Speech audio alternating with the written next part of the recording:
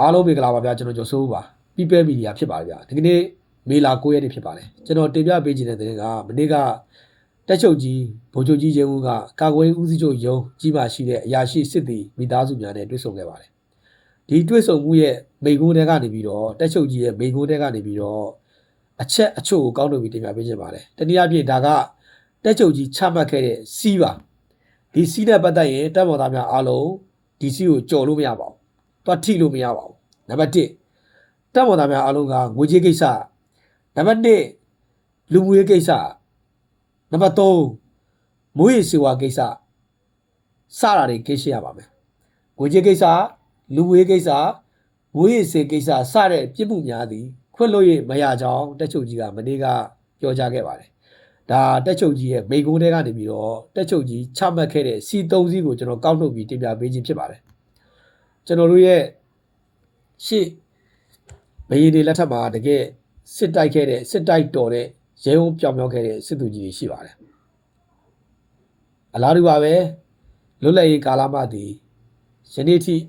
တကယ်ထူးချွန်ပြောင်ပြောင်းတဲ့တပ်မော်သားများရှိပါတယ်တပ်မော်သားများစွာရှိပါတယ်သို့တော်လည်းပဲအဲ့ဒီတဲက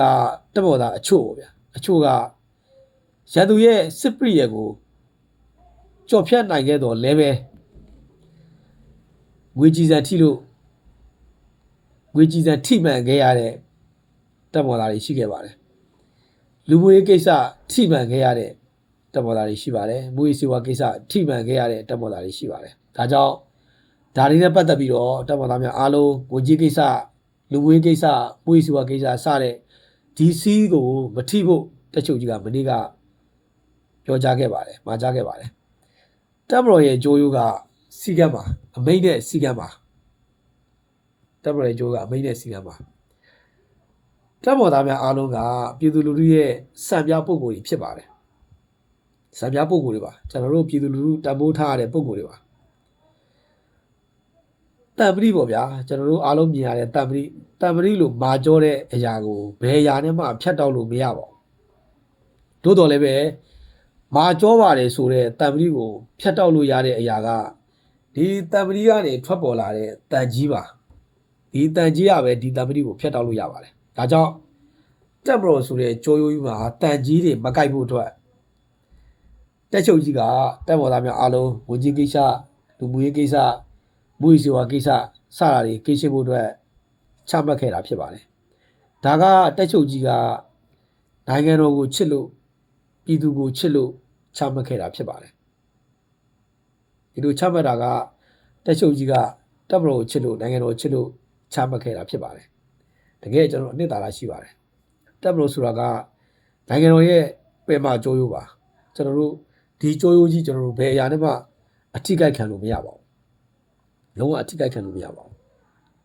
တော့ကျွန်တော်ဒီသေးကိုပြန်ချောမယ်ဆိုတော့တက်ချုပ်ကြီးရဲ့မိန်ကုန်းကတော့တူပါတယ်ကြစ်ပါတယ်ထိရောက်ပါတယ်တပ်မတော်သားများအားလုံးငွေကြေးကိစ္စကိစ္စရပါမယ်လူမှုကိစ္စကိစ္စရပါမယ်မူရေးစေဝါကိစ္စကိစ္စရပါမယ်တော့ငွေကြေးကိစ္စဆိုတဲ့နေရာမှာကျွန်တော်နားလဲတဲ့ရှုထောင့်ပဲတင်ပြပေးချင်ပါတယ်မိမိရဲ့ယာရုနဲ့လုပ်ပိုင်ခွင့်ကိုအသုံးပြုပြီးတော့ငွေကြေးရှာတဲ့ကိစ္စတွေပါနံပါတ်1လူဝေးကိစ္စဆိုတာကကျွန်တော်မိန်းမကိစ္စဗျာမိန်းမကိစ္စဖြစ်တယ်နံပါတ်3မွေးစေဝါကိစ္စ